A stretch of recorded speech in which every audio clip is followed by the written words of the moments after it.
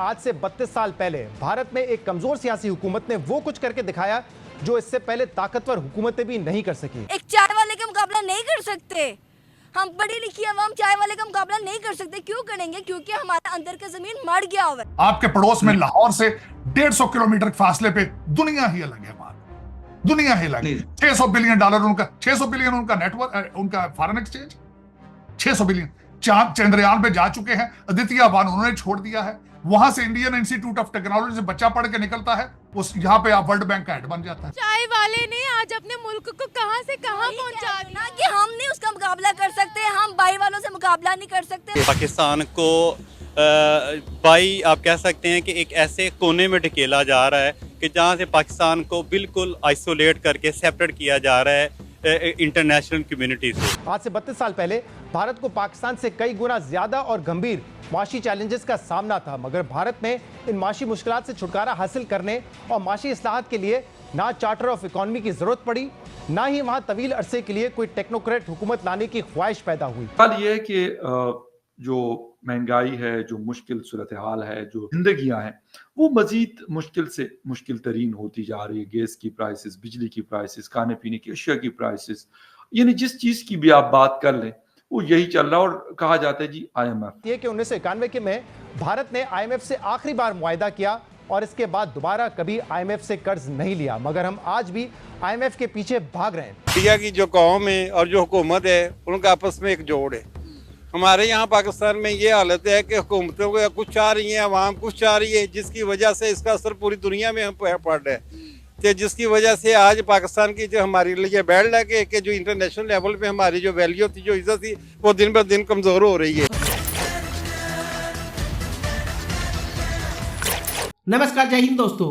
आज पाकिस्तानी मीडिया भारत की तरक्की पर चर्चा कर रहा है कि भारत कितनी तेजी से आगे बढ़ रहा है। दोस्तों 2022 की शुरुआत से ही दुनिया भर में कुछ न कुछ संकट पसरा हुआ था। इस साल जहां ओमिक्रॉन के तौर पर कोरोना की तीसरी लहर ने दस्तक दी थी, तो फरवरी आते आते यूक्रेन पर रूस के हमले ने दुनिया को मंदी के साए में लाकर खड़ा कर दिया था। हालांकि भारत अपनी घरेलू पैदावार के दम पर दुनिया के बाकी मुल्कों के मुकाबले महंगाई से लड़ने में कामयाब रहा, मंदी के खतरे से भी कहीं दूर खड़ा रहा। ब्लूमबर्ग और SBI रिसर्च की रिपोर्ट में भारत को मंदी के खतरे से सुरक्षित करार दिया है। भारत अब दुनिया भर के तरक्की करने वाले देशों की रेस में काफी आगे निकल गया है। दुनिया की दूसरी सबसे बड़ी अर्थव्यवस्था चीन से भी तेज भारत की इकोनॉमी दौड़ रही है। मॉर्गन स्टैनली की हालिया रिपोर्ट में अनुमान लगाया गया है कि 2024-25 में भारत एशिया की सबसे मजबूत अर्थव्यवस्था के तौर पर उभर सकता है। तो चलिए दोस्तों, इसी पर आगे पाकिस्तानी मीडिया का रिएक्शन देखते हैं। इंस्टीट्यूट ऑफ टेक्नोलॉजी पढ़ के आपका कैसे आता है?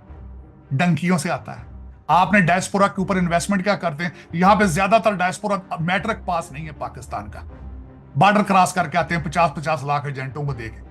मैं दुख के साथ कहता हूं, वहां से मुनीर साहब ने कल एम्बेसी में खड़े होकर ये डायस्पोरा को हमारा एम्बेसडर, इनको एम्बेसडर बनना चाहिए। उनको एम्बेसडर के स्पेलिंग ही नहीं आते। आपके डायस्पोरा की हालत तो देखें जरा। जो बच्चा मंडी बहाउद्दीन से पैदल चलता है, किश्तियों में आधे मर जाते हैं, आधे टर्की पहुंच जाते हैं, आधे यूनान पहुंच जाते हैं, आप उसको डायस्पोरा कहते हैं? आप क्या इन्वेस्टमेंट करके भेजते हैं उनको? जब बाहर भेजते हैं उनके पास तो वो तो पढ़ के आते हैं वहां से। हाँ, लेकिन बहुत सारे तो ऐसे भी है ना जो पढ़ लिख के आते हैं, खासकर हमारे डॉक्टर्स जो हैं, उनका नॉर्थ अमेरिका में बहुत चर्चा है। सर, जो लोअर मिडिल क्लास से डॉक्टर आता है उसका सिर्फ एक ऑब्जेक्टिव है, बड़ी गाड़ी लेनी, बड़ा घर लेना। उसको पता ही नहीं दुनिया में क्या हो रहा है। उसको वो पाकिस्तानी अपने आप को समझते ही नहीं वो। और फिर उन्होंने यहाँ पे एक ऑर्गेनाइजेशन बना रखी है अपना, उसमें सिर्फ बच्चों के रिश्ते करते हैं, इससे अलावा तो कुछ भी नहीं करते। वो करेंगे क्या? माजरत के साथ जो डायस्पोरा है हर शहर के अंदर पीपल्स पार्टी नहीं कह सकते, पीपल पार्टी कहते हैं। वो 3 ग्रुप है उनके। वो मुस्लिम लीग नहीं कह सकते, मुस्लिम लीग कहते हैं सारा दिन बैठ के। PTI के 6 ग्रुप है, सारा दिन लड़ते हैं। रिपब्लिकन पार्टी के स्पेलिंग नहीं आते उस डायस्पोरा को जिसकी आप बात कर रहे हैं। इस वक्त सबसे ज्यादा पॉपुलेशन पाकिस्तानियों की न्यूयॉर्क में एक सिंगल काउंसिलमैन नहीं है। सिंगल काउंसिलमैन, कांग्रेसमैन होना तो बहुत बड़ी बात है, और मेरे जैसे बंदे, हम तो वन मैन शो है। और तीसरी बड़ी बात है, मुझे मेरी कम्युनिटी की सपोर्ट क्या है? कोई सपोर्ट नहीं। और यहाँ पे अमेरिका में वोट, अमेरिका में सियासत किस चीज को कहते हैं? या वोट है या पैसा है। मैं पैसा देता हूँ, मेरे कौन से ये रिश्तेदार है? मैं बिजनेसमैन हूँ, मैंने तो पैसा करना है, मैंने सर्वाइव करना है यहाँ। और दूसरी बात, मैं लोकल लॉ स्कूल में गया हूँ। और चौथी बात यह है कि मैंने पहले दिन आया था, मैंने कहा मैं पाकिस्तान वापस नहीं जाऊंगा। मुझे 35 साल हो गए, मैं मरूंगा तो यही मरूंगा। मेरे आधे यहाँ पे कई सियासतदान है मेरे साथ लॉ स्कूल में, मेरे क्लासमेट हैं। मैं एक वर्कर हूँ, उनके साथ सिंसियर, उन्हें पता है वो बिकता है। और वैसे भी जो गरजते हैं वो बरसते नहीं, जो बरसते हैं वो गरजते नहीं।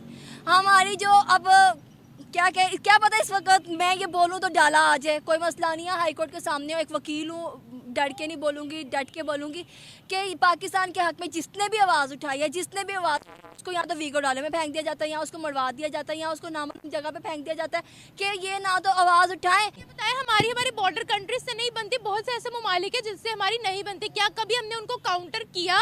क्या उनसे स्ट्रांग दिखे? वो ज़रूरत ही नहीं है, क्योंकि हम आपस में ही लड़ी मरी जा रहे हैं। हमारी जंग अंदर की ख़त्म नहीं हो रही, तो हमने बाहर कहाँ जाके जंग लड़ना है? वो कहते हैं ना कि बाहर वालों से हम जीते नहीं, अंदर वालों से हम हारे नहीं। दूसरी कंट्री से हम जीत नहीं सकते, पाकिस्तान से हम हार नहीं सकते। ये मतलब इशारा मैंने किया, आप समझ सकते हैं, समझदार हैं आप माशाल्लाह, कि बाहर वालों से हम लड़ नहीं सकते, अंदर वालों को हम छोड़ नहीं सकते, क्योंकि हम लोग कमज़ोर हैं। क्या हमने कभी भारत को काउंटर किया? क्या कभी भारत का मुकाबला डट कर किया? Absolutely not, absolutely not, absolutely not. कैसे? कशकोल है कि हम खड़े हो जाते हैं, हमारी मदद कीजिए, हमारी मदद कीजिए। भारत का डट के मुकाबला कभी नहीं किया। क्यों करेंगे? क्योंकि हम एक चाय वाले का मुकाबला नहीं कर सकते। हम पढ़ी लिखी अवाम चाय वाले का मुकाबला नहीं कर सकते। क्यों करेंगे? क्योंकि हमारे अंदर का ज़मीन मर गया हुआ है। जब आपके अंदर का ज़मीन मर जाए ना, तो जितने मर्जी आपको, चाय वाले ने आज अपने मुल्क को कहां से कहां पहुंचा दिया ना कि हम नहीं उसका मुकाबला कर सकते, हम बाहर वालों से मुकाबला नहीं कर सकते, बाहर वालों का से लड़ नहीं सकते, और अपनी कौम को हम छोड़ नहीं सकते। क्या हम कर सकते हैं उनका मुकाबला आपकी नजर में? कर सकते हैं, हम कर सकते हैं। हम इतने गए गुजरे भी नहीं, हम इतने ये नहीं कि हमारे में शौर नहीं है हमारे में, लेकिन हमारी सियासतदान, हमारे जितने भी बड़े बड़े सियासतदान हैं, इकोनॉमी में हर चीज़, हर बंदा, हम जैसे ही ऊपर जाने लगते हैं हमारी लेग पुलिंग करते, फ़ोन आ जाता है, कहाँ से जी? पापा का फ़ोन आ गया, आपने ये चीज़ नहीं करनी, पापा ने ये कह दिया, आपने ये चीज़ नहीं करनी, डैडी का फ़ोन आ गया, अब्बा जी का फ़ोन आ गया, क्या करें? मुश्किल से मुश्किल तरीन सूरत हाल देखने को हमें मिल रही है। कोई ऐसी राह नहीं नजर आ रही, पेट्रोल की प्राइसेस हो, गैस की प्राइसेस हो, बिजली की प्राइसेस हो।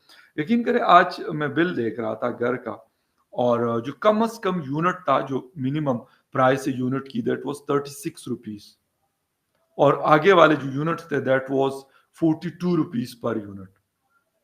और साथ में 2-3 हजार रुपए कहा कि आपने दिसंबर में जो इलेक्ट्रिसिटी इस्तेमाल की थी, तो उसके ऊपर जो फ्यूल एडजस्टमेंट है वो भी आपको इस महीने पे करनी।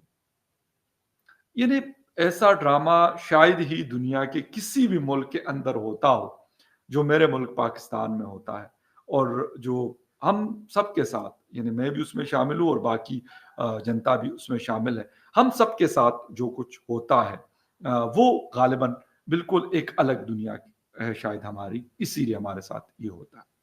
इलेक्शंस होते हैं हिंदुस्तान में भी, इलेक्शंस होते हैं बांग्लादेश में भी, और भी दुनिया के बहुत सारे कंट्रीज में इलेक्शंस होते हैं, हुकूमतें बनती हैं।